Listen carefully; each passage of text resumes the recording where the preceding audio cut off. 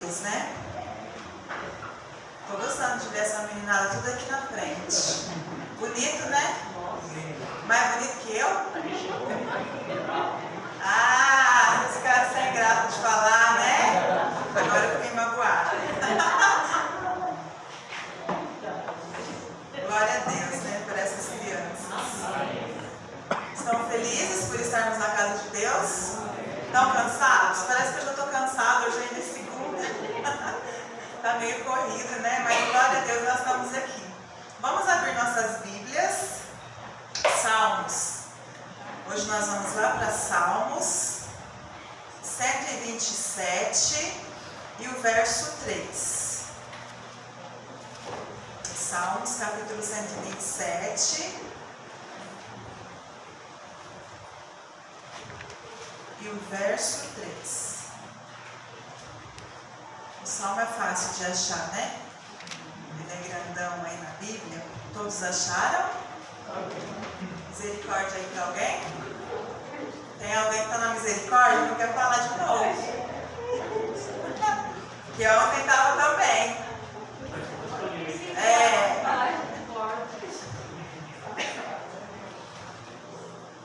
Pronto, todos acharam?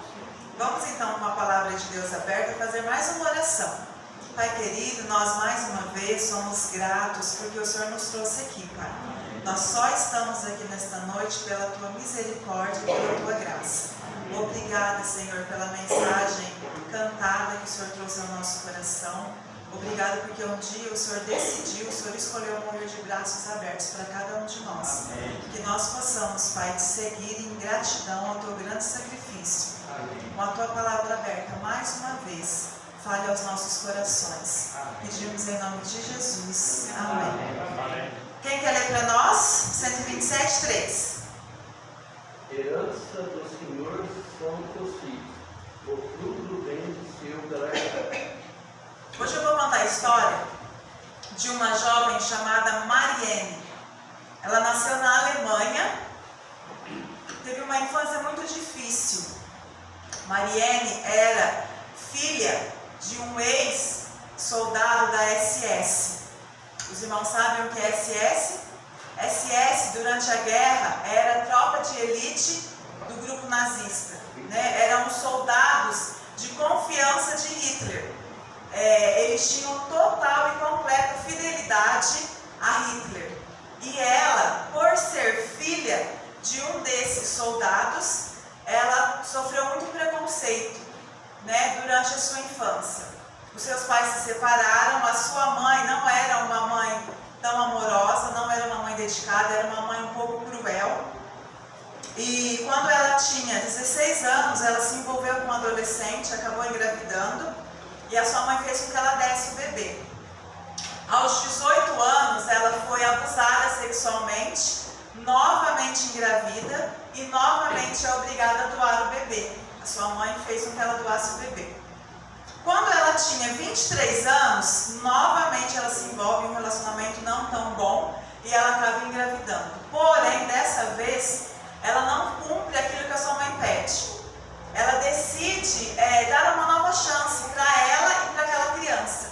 E ela decide então criar Ana, a sua filhinha, que nasceu ali quando ela tinha 23 anos, sozinha, como mãe solteira. Sai da casa da sua mãe, corta os laços e vai viver com a sua filha.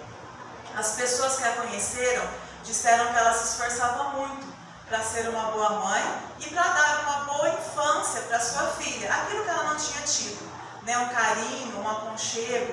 Ana era uma criança alegre, era uma criança feliz. Quando Ana tinha 7 anos de idade, ela acorda, segundo nos contos e relatos, um dia, e ela diz para a mãe que não quer ir para a escola. As duas ali meio que discutem um pouquinho, mas a mãe acaba cedendo e deixa ela ficar brincando nesse dia. Porém, Ana, ela tinha um objetivo na sua cabecinha. Eles tinham um vizinho de nome Klaus Grabowski. E ele era um açougueiro de 35 anos. Ele tinha vários gatos. Como Ana não tinha nenhum gato, ele disse para ela que ela poderia ir até a casa dele quando quisesse para brincar com os gatinhos. E ela foi, e ela nunca mais foi vista. Depois se descobriu que Klaus, ele era um pedófilo, é que na época não usava esse termo, né, 1980, 81, ele já tinha sido condenado há uns anos atrás por abuso sexual de menores, ele tinha passado pela castração química, porém, quando ele saiu da cadeia, ele recebeu injeções de hormônio para que voltasse a sua masculinidade, e com isso voltou à tona todo aquele instinto que ele tinha. Ele abusou de Ana, matou Ana estrangulada, colocou o corpo numa caixa e a intenção dele era jogar a caixa no rio. Nunca ninguém ia ficar sabendo, só que no momento, talvez de alucinação ou loucura, não se sabe ao certo, ele contou para uma namorada que ele tinha o que ele tinha feito. A namorada então o denunciou para a polícia. E aí então, antes mesmo que Mariane desse conta da sua filha, a polícia estava batendo na porta da casa dela para dizer que a sua única filha de 7 anos estava morta. Em março, mais ou menos, de 81, começou o julgamento de Klaus. E no julgamento ele disse que ele não tinha intenção de matar Ana, mas que Ana o chantageou, uma menina de 7 anos. Ele disse o tempo todo que Ana ameaçava que se ele não desse dinheiro para ela, ela ia denunciá-lo. E com medo de voltar para a cadeia, por conta do passado, ele fez o que ele fez. E a mãe de Ana e Mariana, ela participou de todas as entrevistas, todo o julgamento, mas ela não dizia uma única palavra. As pessoas diziam que era notável a dor que ela estava sentindo, mas ela entrava e saía calada. Em março de 83 era o último julgamento de Klaus. E ela iria depor, como mãe, nesse último julgamento. Ela chega então um pouco atrasada, passa ali pelos corredores. Quando ela entra na sala, já está montado todo o julgamento e Klaus, ele está de costas para as testemunhas, para ela. Para que não acontecesse esse mal-estar entre eles. E Mariana, então, ela entra na sala com um casaco, porque a Alemanha é fria, Ela veste um casaco bem comprido. Quando ela entra no julgamento, pela primeira vez, ela diz uma frase.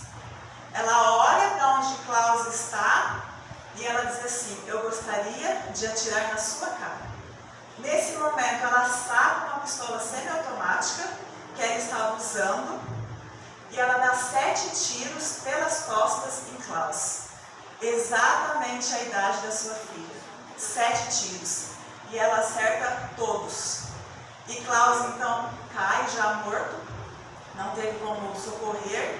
A polícia nesse momento vem até ela, tira a arma dela, ela não mostrou nenhum tipo de resistência. E novamente ela repete: eu gostaria que ele tivesse me visto antes de morrer.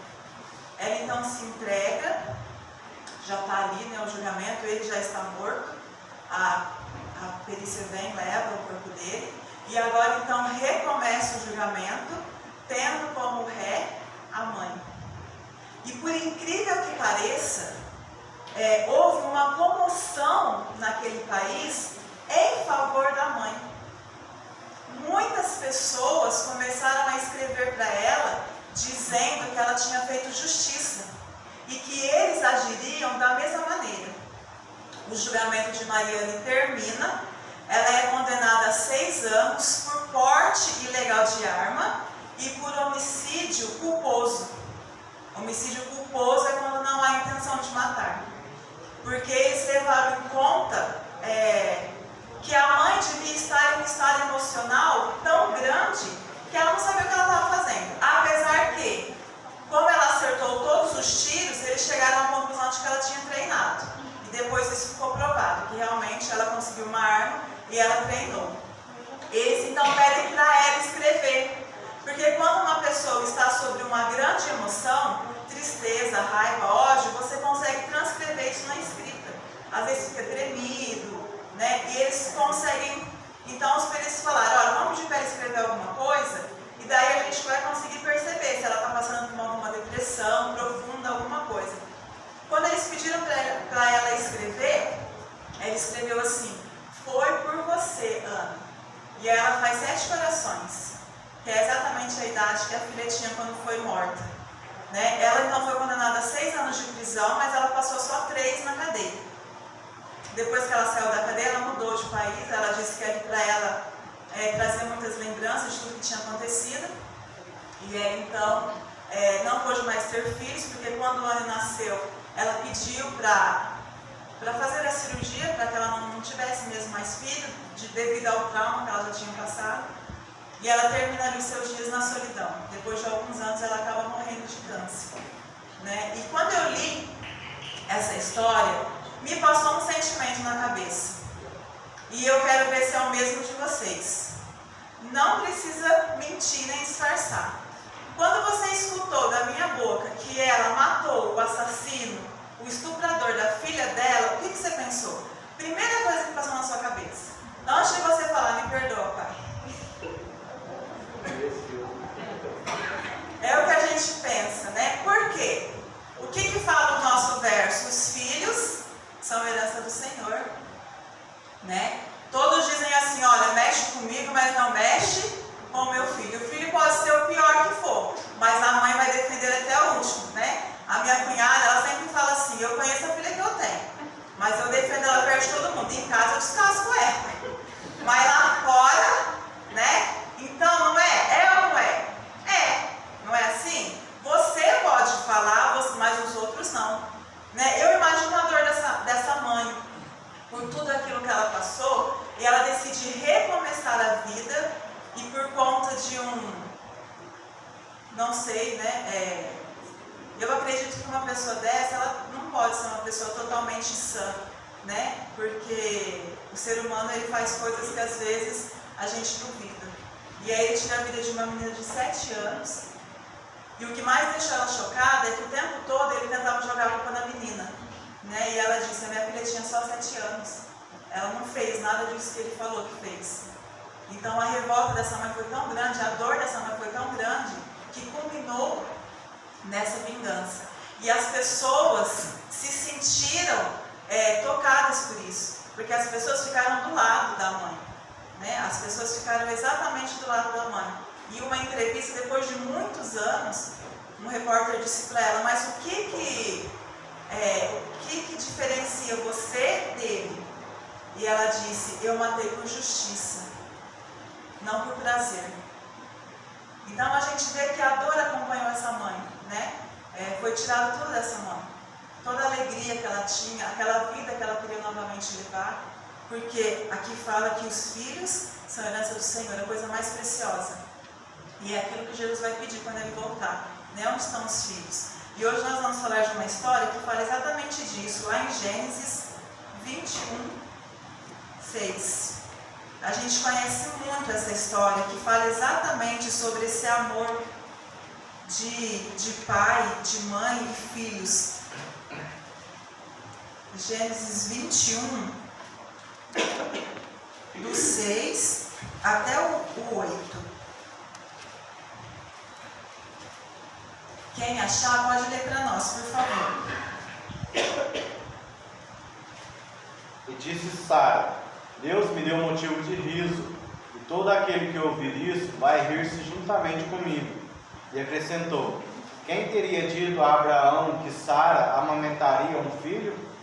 Pois na sua velhice lhe dei um filho. Isaque cresceu e foi desmamado. Nesse dia em que o menino foi desmamado, deu a Abraão um grande banquete. Imaginem, né, a alegria na vida desse casal. Abraão e Sara, eles tinham tudo, humanamente falando, menos o que era importante para eles, que era um filho. Naquela época, a questão de você não ter filho era muito mais problemática do que hoje. Hoje as pessoas escolhem, né, não ter filho. Naquela época, uma família que não tinha filhos era uma família vista como amaldiçoada. Tem alguma coisa errada nessa família, porque essa mulher não consegue gerar filhos. Essa mulher não consegue dar filhos para o seu marido. E nós conhecemos a história, Deus faz uma promessa a Abraão, você vai ser uma grande nação, como as estrelas no céu. E aqui Sara diz: Deus me devolveu a alegria, Deus me devolveu o riso, Deus me devolveu a felicidade.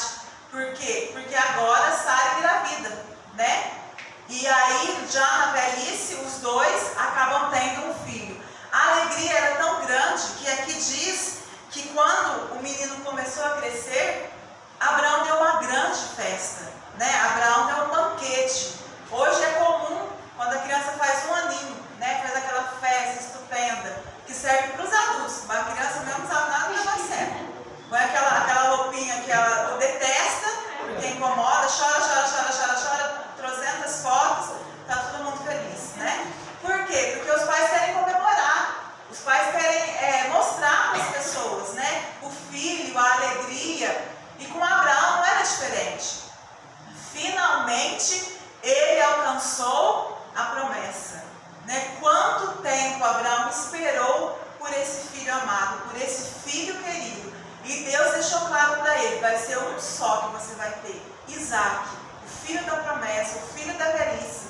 Mas através de Isaac, Abraão, o teu nome vai se perpetuar, porque você vai ter uma grande geração. A felicidade daquele casal, né? Cuidando ali de Isaac, vendo Isaac crescer. E aí nós passa uma página aí, lá para o capítulo 22.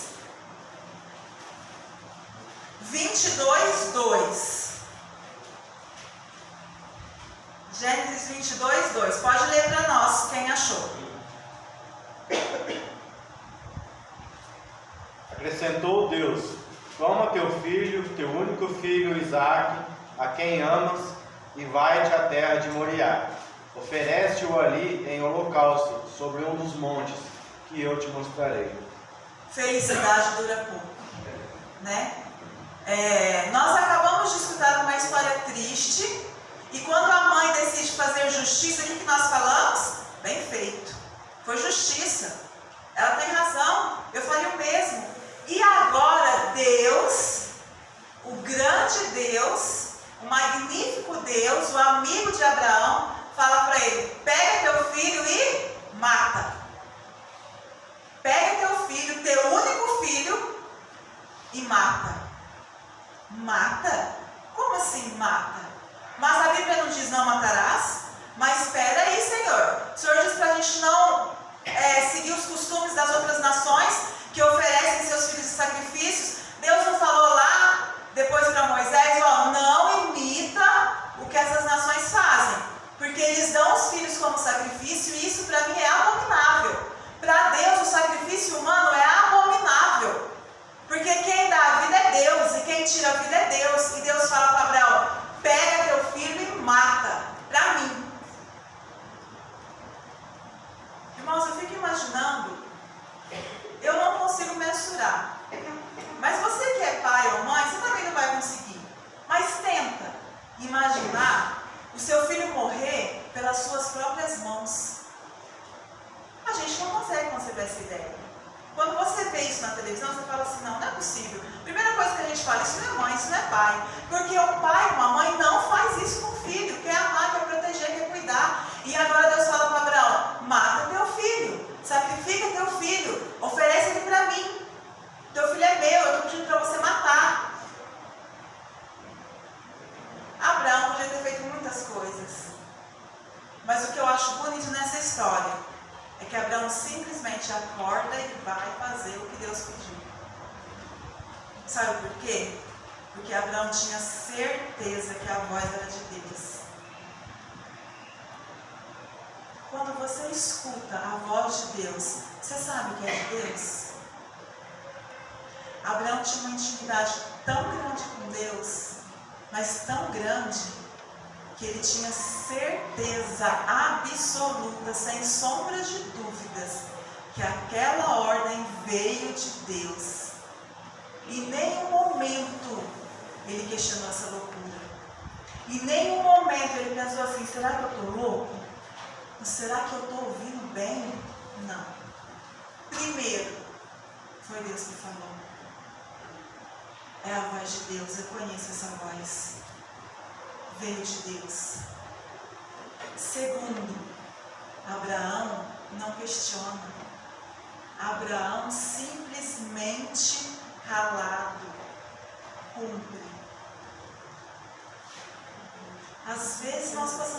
situações nas nossas vidas que nós questionamos a atuação de Deus. Às vezes a gente pensa assim, não é possível que Deus está vendo isso, não está fazendo nada. Não é possível que Deus está permitindo isso na minha vida.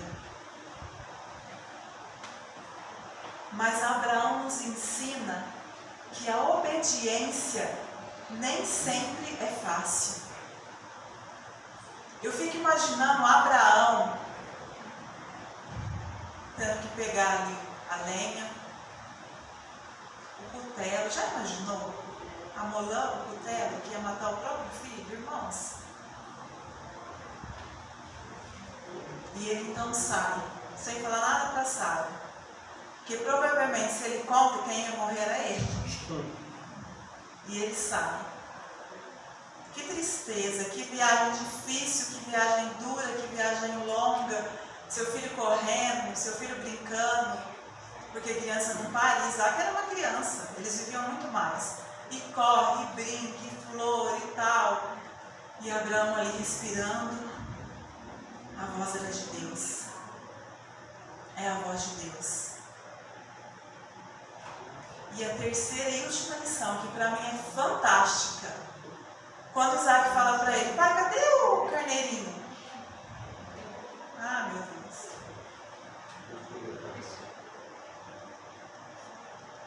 E ele fala, Deus vai prover, filho. Deus vai prover. E Isaac vai, irmãos, criança tem uma inocência.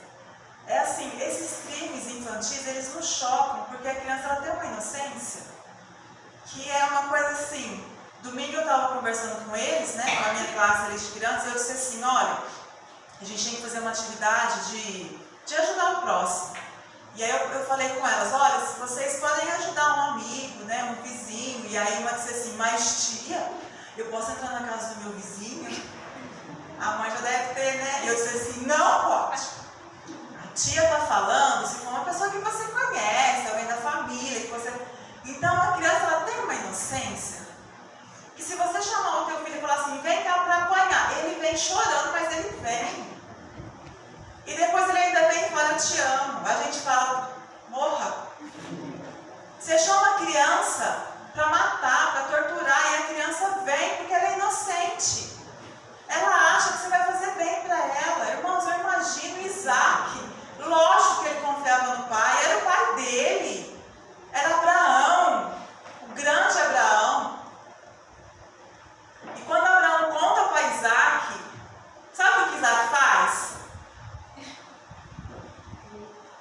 Ellen White diz que Isaac ajuda o pai a se amarrar. Irmãos, que fantástico. Abraão conseguiu passar para Isaac exatamente a fé que ele tinha.